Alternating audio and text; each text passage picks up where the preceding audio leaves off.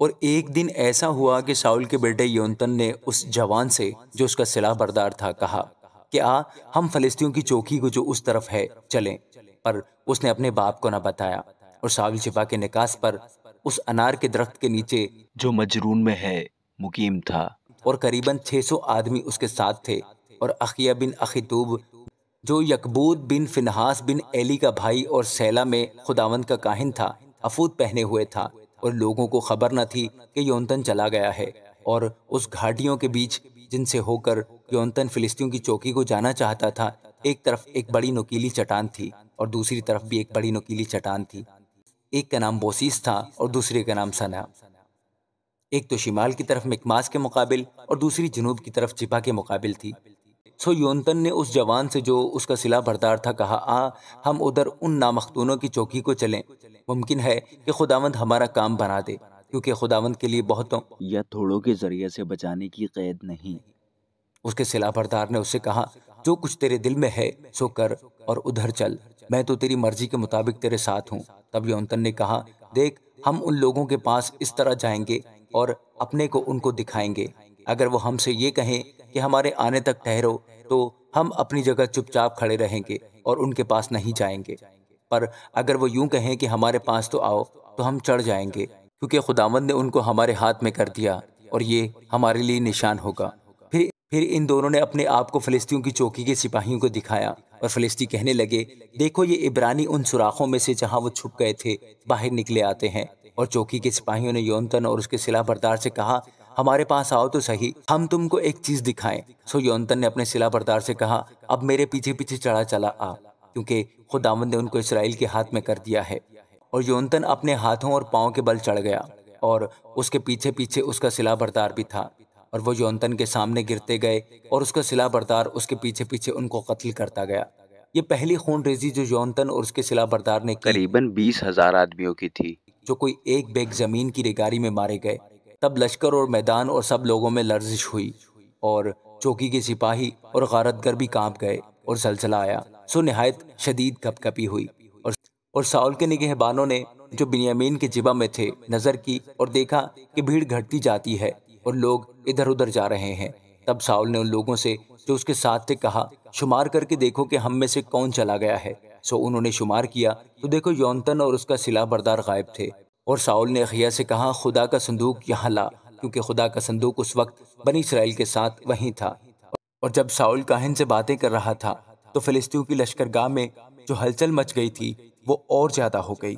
تب ساؤل نے کاہن سے کہا کہ اپنا ہاتھ کھینچ لے، اور ساؤل اور سب لوگ جو اس کے ساتھ تھے ایک جگہ جمع ہو گئے اور لڑنے کو آئے، اور دیکھا کہ ہر ایک کی تلوار اپنے ہی ساتھی پر چل رہی ہے اور سخت تہلکہ مچا ہوا ہے۔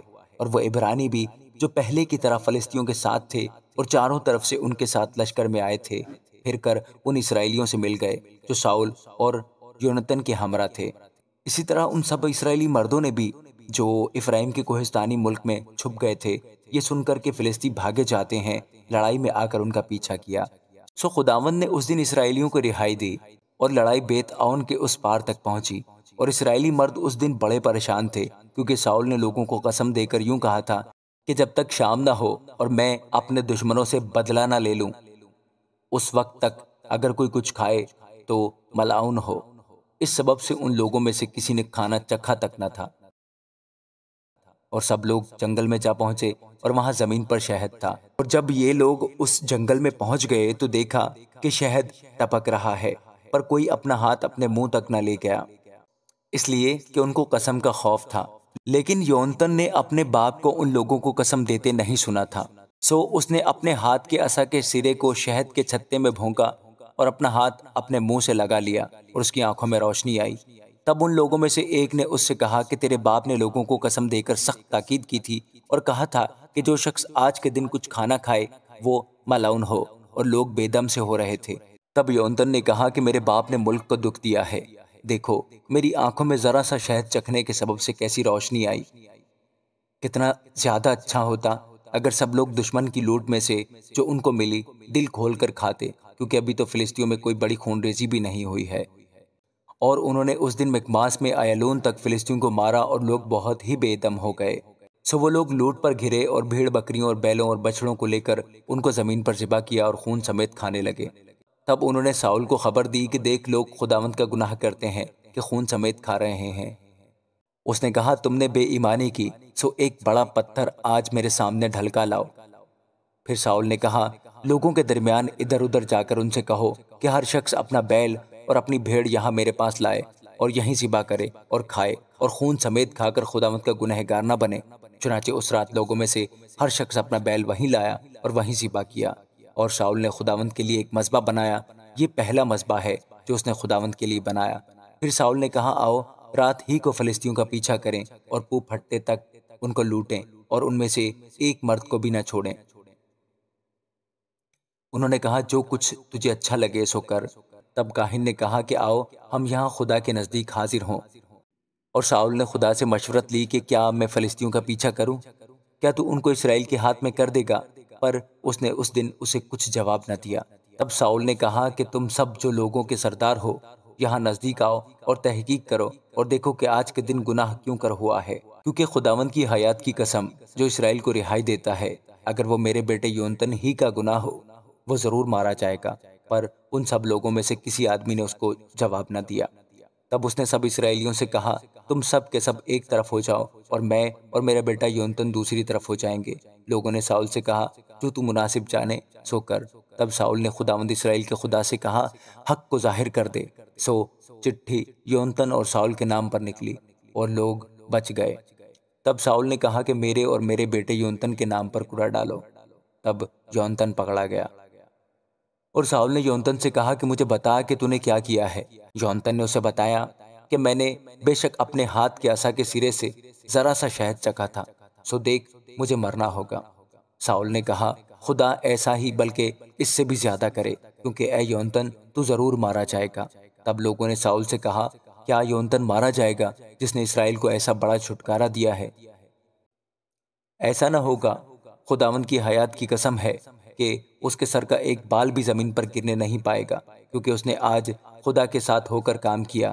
سو لوگوں نے یونتن کو بچا لیا اور وہ مارا نہ گیا۔ اور ساؤل فلسطینیوں کا پیچھا چھوڑ کر لوٹ گیا اور فلسطی اپنے مقام کو چلے گئے۔ جب ساؤل بنی اسرائیل پر سلطنت کرنے لگا تو وہ ہر طرف اپنے دشمنوں یعنی مواب اور بنی امون اور ادوم اور زوباہ کے بادشاہوں اور فلسطینیوں سے لڑا، اور وہ جس جس طرف رجوع ہوتا ان کا برا حال کرتا تھا۔ اس نے بہادری کر کے امالیکیوں کو مارا اور اسرائیلیوں کو ان کے ہاتھ سے چھڑایا جو ان کو لوٹتے تھے۔ ساؤل کے بیٹے یونتن اور اسوی اور ملکی یشو تھے، اور اس کی دونوں بیٹیوں کے نام یہ تھے، بڑی کا نام میرب اور چھوٹی کا نام میکل تھا۔ اور ساؤل کی بیوی کا نام اخی نوئم تھا جو اخیماس کی بیٹی تھی، اور اس کی فوج کے سردار کا نام ابنیر تھا جو ساؤل کے چچا نیر کا بیٹا تھا۔ اور ساؤل کے باپ کا نام کیس تھا، اور ابنیر کا باپ نیر ابی ایل کا بیٹا تھا۔ اور ساؤل کی زندگی بھر فلسطینیوں سے سخت جنگ رہی۔ سو جب ساؤل کسی زوراور مرد یا سورما کو دیکھتا تھا تو اسے اپنے پاس رکھ لیتا تھا۔ آمین۔